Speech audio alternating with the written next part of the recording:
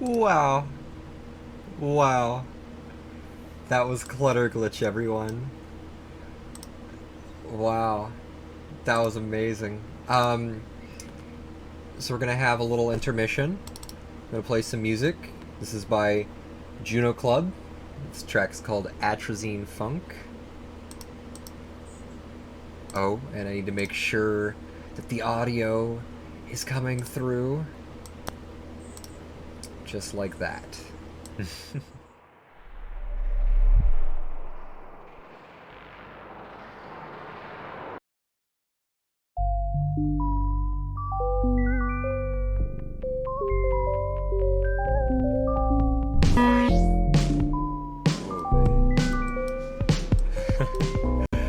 I can turn up my speaker a little bit after that, oh man, that ending was incredible from Clutrrglych there. And I'm gonna do a little interview with Clutrrglych and talk about it. So, here we go.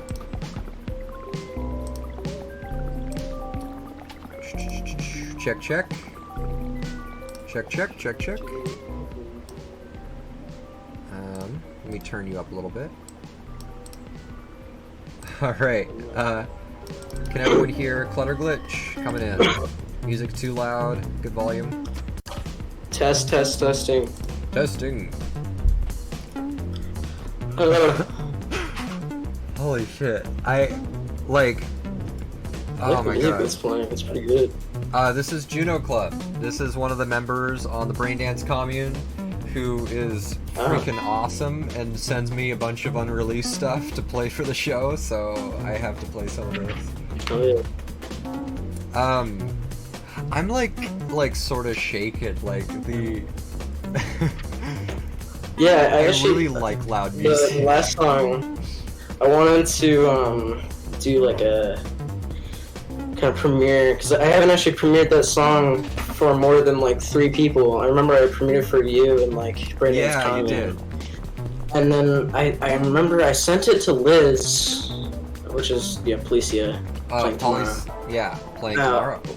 When I first made it, because I was like, wait, shit, she's the one that's been asking for like this specific thing exactly. So I was like, okay, I'm gonna send it. So that's good. The delay is screwing me up. So you might want to mute. You might want to mute the stream for you. Yeah. I'm gonna do that. But right, yeah, then you're gonna hear yourself. Yeah. Speaking of that, I'm actually I did some of the visuals for Policia. Oh, did you? Okay. For that. Yeah. I didn't know that. That's good to know, actually. I'll make sure to credit you properly for that one. Yeah, Policia's set's really great. I always thought it was Policia. I'm glad someone else is saying it. I didn't know it was Policia. Well, because like it's like Poly, yeah. Well, yeah. I trust me. I pronounced it a lot worse when I first heard that whole thing. Yeah, and she runs Drone Stroke, right? Yeah. Did run Drone Stroke. Gone now, but yeah. Is it? Oh, I didn't know that. Yeah, well, I mean, it's been archived. I mean, it was kind of sad when I did get archived, but then Drone Stroke turned into Widecast, and I'm working on something to release on Widecast, which, yes, this is kind of the first time I'm saying this, but I am working on Premiere it News since Premiere a News. long time. Yeah. Yeah, it's taking forever, because it's gonna be possibly, may or may not be putting like 3 hours in there, something like that, and it's gonna be split into 2 or 3 parts. Wait, a 3-hour album? All together, possibly. You know, it's not gonna be like everywhere at the end of time. It's just gonna be like a huge coma of like a lot of almond break, and that's about it. It's just a lot of almond break. I mean, that sounds like that would be amazing, though. Especially coming from you. Mean, it's weird. That's all I gotta say about it. We don't even have a title for it yet. Oh man. Sorry, I'm just sending a quick link to the chat for the current music playing. Yeah. Yeah, do you have an approximate release date? Like, is there anywhere people should follow your music? It's to keep probably in touch with gonna that? come out in like 2 years, for all I know. I'm like halfway done with it. Because it's, instead of like ambient, noisy, you know, stuff like that, I'm doing like manual chopping up drums and stuff like that. So Yeah. that's gonna be fun. That's sick, though. Yeah. Yeah. What are you using to chop your drums? Are you using a tracker program, or No, I'm using Ableton. You're using Ableton. I'm using Ableton and manually splitting each like drum loop into certain parts and like looping them and changing pitch and texture and like stuff like that. Wow. I really like screwing around with the Ableton warp settings. That's like my favorite thing to do with drums. Changing the track really quick. Next up we have Hazer Unt 3. Let me find it. Where is it? There it is. All right, now it's playing. Yeah. Wow. Yeah. I've actually been doing sort of similar stuff, like using different time stretch algorithms for processing percussion. It's really cool. It totally changes the whole feel of the drums. I'm going to say, I don't know if I'm going to be putting it on any comps or anything like that, or I probably will play it in a live show because I've been debuting a lot of songs without saying the actual title of the song on live shows because I just like doing that. So why not? I need fluff, but yeah, it's also good music somewhat for shows, so I use it. But the song, I actually experimented with like nested tuplets, but I did it to the point where it was just completely broken, and I kept on changing the time signature and tempo so that everything was just sounded completely broken, but it was still like controlled chaos. So nested tuplets, that is a phraseology I've only ever heard from an Adam Neely video where he explained it. Is that your inspiration there, or is it something else? Yes, I love Adam Neely. For those who are unaware what a nested tuplet is, it's the stupidest, like, it's so stupid. It's so complex to actually execute, and it is something that is not, like, playable, but is totally doable on a computer program. So a tuplet... I mean, I can play them on drums, but it just takes a while to practice. Well, yeah, it's, like, really precise. Because, like, a tuplet is when you're taking, like, say you have, like, a beat, right? And you're taking one of the beats in that, and you're turning it into, like, a triplet, or a duplet, or a quadruplet. A nested tuplet is when you put a tuplet for one of those, for one of the beats inside the tuplet. So it's just, like, double the complexity, and now it's, like, a rhythmic mess. I'll probably send you the song at some point around here, but I'm probably not gonna debut it. Probably not gonna debut it until I actually finish the album, wait a year or something like that, and actually release it when I feel like it. I'm guessing you've heard Polyrhythm? Yes. Yeah. I love that. That song utilizes a bunch of nested tuplets for anyone that wants to hear a really great example of that. Okay, that song's pretty short. Next up, I have Duskfall. No, never mind. I don't have Duskfall. Next up, I have Lucas Calmer, Instep, Outstep. Let me cue that up. There it is. Okay. Alright, this one's a little longer, so I don't have to worry about changing the track. Yeah, sorry to cut you off. Shout out to my parents, by the way. They're watching the stream and the TV in the other room. Yeah, what'd they think? They thought it was, I think, good. I don't know. I mean, probably. I'm actually curious. They're watching it really delayed because they missed the intro and they wanted to watch the intro. Because I introduced my mom to One Tree Danger at one point, or at least tried to, but now she knows who Andrew Katz is somewhat. Yeah, I'm curious about that. I don't know who Andrew Katz is. I saw that you got Andrew Katz is the drummer Yeah, Andrew Katz is the drummer for Car Seat Headrest and What? Really? also in One Trade Danger. Yeah. Okay, Yeah. so I'm a big fan of Car Seat Headrest, but I haven't heard of the other band. What? That's insane. One Trade Danger is. I had him only mention One Trade Danger on purpose because I didn't want him to talk about Car Seat Headrest because I don't know.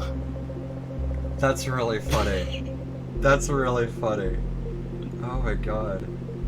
Okay, that adds a whole other level because I was like, who is this guy? If I know who this guy was, it would be 10 times funnier. Oh man. I had a whole script for him, but he did it in a way that was so much better than the script. He couldn't open up the link because basically I had the whole script. I had Liz write most of it for me, and then I added onto it, and then I tried to send it to him, but it didn't work because there was a really small character limit to all the things on there. So I tried to put it in a Google Doc and then put the share link on the thing, but he couldn't open up the link, so he did his own thing, and it was so much better. Yeah. Than the original script. I could probably pull up the original script for you if you want. Honestly, sure. I think that was hilarious. Like, one of the things that I don't know if you knew this, but one of the things that I was joking about with some of the people talking about promotion for the set, for the festival, I mean, like Mouse and Becky Briar Rose, right? We were talking about like, oh, it'd be funny to do like a video ad where we hire some artist on Cameo to be like, BRAINRAVE coming, but we didn't end up doing that because, I don't know, it just seemed like an overly expensive idea for something that wouldn't be even really worth it. Like, you know, I'm not making a bunch of money off this event. Has a pretty surprisingly low price for who he is. But here's the original script. I have it pulled up. Okay. Hello, BRAINRAVE. It's me, famed sex worker and rock star Andrew Katz of the famous band One Trade Danger, as well as my super secret alias Clutrrglych. I am here to present to you my magnum opus. Here is my own special set I made just for BRAINRAVE. I hope you enjoy. Then I put in parentheses, then stare at the screen lifelessly, smiling without blinking for 6 seconds. But what he did was better. Yeah. No, I like the way, I liked his delivery. Like, I like that he laughed at the very end of it too. The way you edit it too was the boss from Undertale. I thought that was just amazing. Like, that was the background music. Yeah. I put Your Best Nightmare on there. It's just I'm so happy I grew up with that game's soundtrack and like that game in particular instead of like growing up with like, you know, Friday Night Funkin', which I really hate that game for some reson now. There's just I liked the music when it first came out, and then the more I heard it every 2 seconds because, you know, oh my god. I'm starting to realize that there's no difference from that and like me in 2015. It's crazy you mentioned the Undertale soundtrack. Like, I remember, like, there's a few like unreleased remixes of like the Undertale soundtrack I made like a long time ago. That was definitely really inspiring to me musically when I played that game. I remember really liking that game. I like did everything in it. I think that was like my. I mean, I wouldn't say it was like breakcore, but that boss song, Your Best Nightmare. Oh my god, I think that might have been like my first introduction to like, I guess, breakcore in a nutshell. Yeah. Because it had all the on break, and I looked for that exact sound for such a long time. And when I actually got into music production, I finally found what it was called, and now I use nothing but that for drums in all of my songs. I'm actually curious, like, if I may ask, how old are you, and how long have you been making music? Okay, so I'm 13 right now.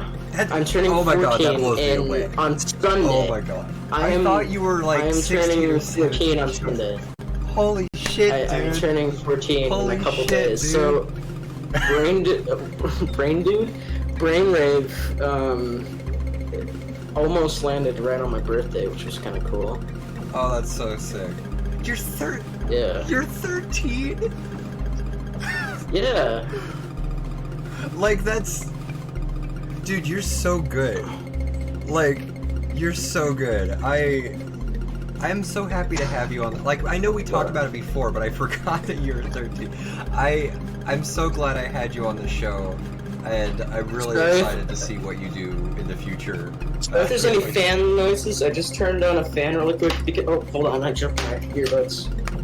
Oops. Oh, it's totally fine. I have a fan so going if in the there's background, too. Yeah. My room has no windows, so it's kind of bad with the air conditioning and everything. That's fine. Yeah, though. It gets hot. It's the summer. We had like a big heat wave here in Portland a couple of weeks ago. It was like high of like 115 or something. It was not enjoyable. I'm sure that sounds horrible. Yeah. Man. I just checked the Twitch chat. Yeah, I know. Well, like, no, it's pretty awesome. I have a huge variety of people, like, location, background, and age involved in this festival. I think you're definitely the youngest person I had involved. The second youngest would probably be Aaron. Do you know how old Aaron is? Yeah, Aaron. Aaron's 14, isn't he? Aaron's or did he 14? just turn 15? Jesus Christ, I think yeah. so. Aaron, I actually started a band project with him a while ago, but we haven't really gone anywhere with it. No, I wanted to bring that up. Oh yeah, and it was with you, I remember. Yeah, I was involved in it. We were gonna do Stash, but then we only made like one song, so I want to work on it more. Because that's really cool to me. Since I'm getting more comfortable with playing my drums in here, I kind of want to get like proper stuff to mic my drum set so I can actually record stuff for Stash. And a couple other projects that I'm working on. Did you end up catching my set earlier? I think I did, yeah. Yeah, Aaron. Really Aaron was in it. Aaron was in it for the second song, roughly second or third song. Yeah, and that was really cool. I had to recall for a second. Yeah, that's really cool.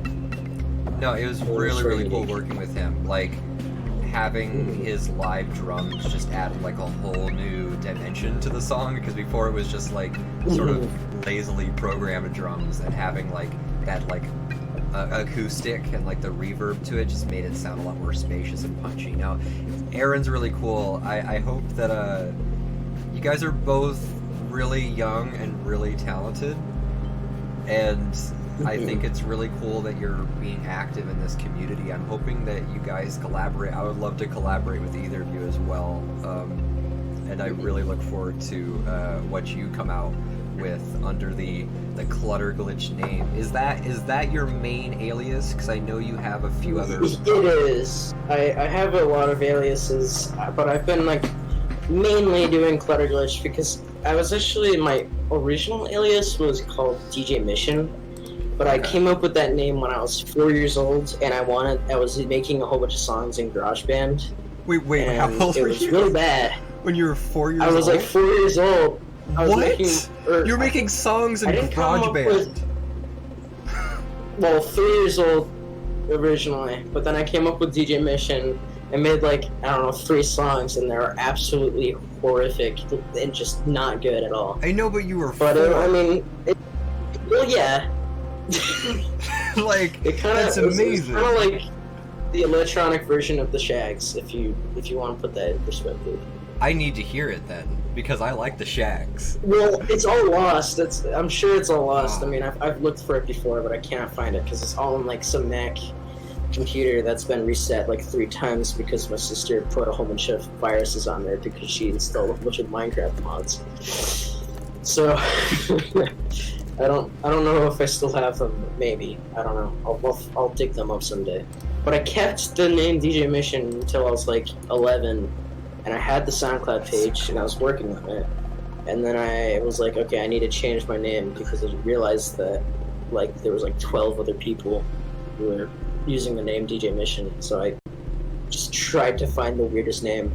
I took mainly inspiration from like Newgrounds kind of games and stuff like that, where it was just all like that's cool. That stuff. And the whole like obsession with Flash games as a kid kind of started to overtake what I wanted to do music-wise a lot of the time. So those yeah, games, like those games were yeah. maybe some of my first introduction actually to like a lot of different sounds of electronic music. Yeah, like you know, Evil, the first game that was ever on Newgrounds. It It used a while, like Mr. so I wouldn't Ozio know. and stuff like that. Okay. It uses like Mr. Ozio and stuff like that on there. I remember playing that game on like my brother's computer forever That's ago. really cool. It's a One shame that second. Flash is gone now, though. Queuing up another track. Duskfall Diver is playing now. Whoosh. Okay. And this track's about 5 minutes. So yeah. Sorry. What were you saying? About? I was just rambling about Flash games. Yeah. No. That's awesome. Yeah. I didn't actually recognize Mr. Ozio's music in that game until like 7 years later, because I got into. When you were saying Mr. Ozio, is that the? Are you saying like Monsieur Oizo, the French guy? O-I-Z-O. Yeah, the French right? guy. Yeah. Gotcha. I was like. I'm sure I'm butchering the pronunciation. Yeah, Monsieur Oizo. I see. Okay. Yeah. Oh, that's cool. I didn't know. I've never heard a song that has that. I never heard a Flash game that has one of his songs in it, but I really like his music too. It's one of the first. Actually, no, it is the first on Newgrounds. Huh. You know, you're talking about you're talking about Flash dying. I know that there's been like, because that was really recent that like they actually officially discontinued it. But people are already making emulators for it that are like really good. Which I can't use any because, you know, I'm using a Mac, and most of the emulators that are being released are like only Windows. So, but I might be getting parallels. I don't know. No, there's been a pretty amazing project at preserving the history of Flash games, because they've had a lot of impact on like early internet culture, and honestly a lot of people's childhoods, especially mine as well. Like yeah, they're important, you know. And it was like before, it's super important. Yeah, it was before like internet was mostly a few social media sites, you know. Like like I remember like, what was it, like 2013 YouTube, and like versus like versus like 2008 YouTube, and like 2009 YouTube, because I was using it back then. I remember like I was pretty young, because I'm only 20, so that would have been like 7 or 8, but I remember liking a lot of cat videos. You know, like, but that was like, that's what YouTube was, you know. I was still like a toddler when all that stuff was around, but like when I kind of grew up and started actually knowing what was happening around me and stuff like that, I was mainly growing up around like Newgrounds, like really early YouTube videos. I remember there's this one website, I don't think it's around anymore, Ebound's World, Ebound, yeah. But it was like a really old like version of YouTube. But it was that kind of stuff that I was kind of being raised on when I was on the internet. So yeah, I still kind of have that as an influence in everything that I do now. Where do you see, so you have this 2-year or some project, right? Or, you know, honestly, I remember I was 13 and I was doing a lot of ambient stuff, and I had like one of my first album concepts was doing a 10-hour ambient album that I then shortened to a 5-hour. I have a 35-hour long ambient album. I don't think I have most of the files for it. But there was a 35-hour long ambient album. I don't know. I have this one alias that not a lot of people know about because I only posted it on YouTube and didn't really like talk about it a lot. Yeah. But VC Archive was like this like noise and ambient project that I had for a while, and That's it was cool. like really weird stuff. There's this one concept album I made in 2020 for it. It's called Guanine. It was like, it was strange. It was kind of cool. I was actually thinking of trying to do a re-release of it on something.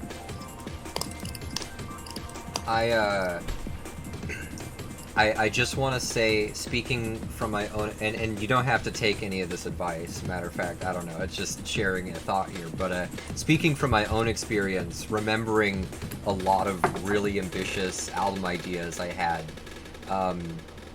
I would say it's easy to get caught up in. By the way, the music's going to be stopped. We've got about 3 minutes left. That's but fine. I don't know. I don't have anything to fill it with. A little bit of dead air, but we're talking, so it's fine. It was easy for me to get stuck in sort of hypothetical ideas that were not as attached to what I was doing, or they were attached to what I was doing, but then I just wouldn't like put anything out there, or I wouldn't, sort of build the brand and connections that I could have done. I guess what I think is important is honestly, like events like this and being able to share your albums share your music among smaller communities and live performances is one of the like most rewarding ventures. A long I've been trying to get it into concept album is as many as awesome too. possible. Yeah, but like I would say like when you make a song that's like really good, honestly, maybe don't hold on to it forever, because I do that. I did that so much, and it's really easy to do because I always am like, this is going to be put towards something, and then it just doesn't get put towards something, and then years later I find it again, but by then it's been in the trash for so long, put towards nothing, that I'm like, well, it's not as good as my new stuff, because I'm always getting like better at it or different, Yeah, exactly. So don't feel afraid to return to old ideas and put out your music. Like, don't hold on to it for years. I'm just saying, like, you. Well, you can I'm do not whatever you want. trying to. But I'm just like, that's kind of just like a. That's my opinion. Yeah, the 35-hour-long ambient album. I was going to upload it to YouTube. And like maybe 2 parts, because I couldn't upload the full 35 hours. So I was trying to upload it in 2 parts. I could not export anything because it was so long. They were like, it was so long. I looking back on it, oh my god, that was so unrealistic. But it was a pretty cool album. Realized that the album cover looks like something that some random kid made in Pixar, which exactly. It might have been, It was just that. It was just, an edited thing in Pixar that looked old and looked cool to me at the time. But it was way too long for anybody to listen to. Yeah, I mean, no, it's awesome. Like, that ambition that you have, you're like, I want to do this huge thing. It drives you to do cool things. And so I say follow that and continue to create, but also remember to like release it just as it is, like let it be this thing, Anyways, no, I'm really, really excited to see where you do, and if you change your alias or you have a new project, let me know, and I want to continue promoting your work. Like, I think it's awesome. But that's the end of the interview. Thank you so much for talking with me. Any closing words? Not really, just, check out my Bandcamp, I guess. And that's clutrrglych.bandcamp.com? No, that's audio, it's music, I think. Okay. I'm pretty sure Can you link that in the chat? Yeah, I'll link it real quick. But sweet. Yeah, that's all I gotta say. Alright. Thank you so much, Clutrrglych. It's been such a pleasure having you on. See ya. See ya. Thank you. Ooh. Cut off at the thank you, but that's alright. Okay. Well, that was awesome. Really, really impressed. I mean, there's so many talented people a part of this thing. Thank you guys for all being here. We have 2 more acts left. We have the Eugene, uh, the Eugene Difficult Music Ensemble, and Valerie's set after that. So get hyped. Send some brain emojis in the chat.